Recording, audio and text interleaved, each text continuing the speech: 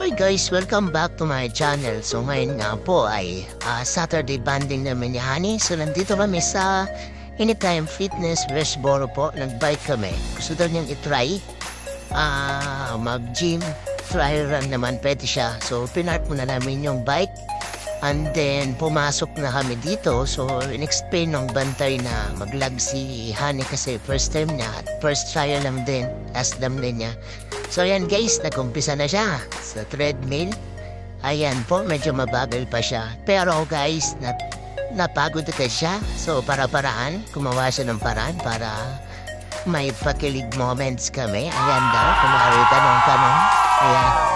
Uy, kilig. So sinamahan ko na siya guys para i-guide po.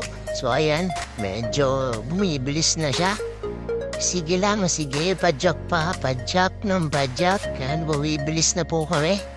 Bumibilis na rin si Honey Pie. Ayan, sige lang. So, yan guys, masayang banding ngayon kasi paras kami walang pasok. And then, ayan, medyo na-enjoy na siya. Pero sabi na medyo masakit daw sa paa at nakakapagod. Pero kasi nga, hindi siya ganun sanay. Pero ayan, panay ang may yata nito eh.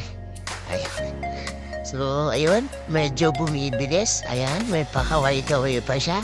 Pero pagod na yan. Ayan po. Pero tuloy-tuloy pa rin siya. And then, sinamahan ko siya ulit. Dito sa, ano na to. Para pinahan kasi may katabing pogi. Nyek. Joke lang mga.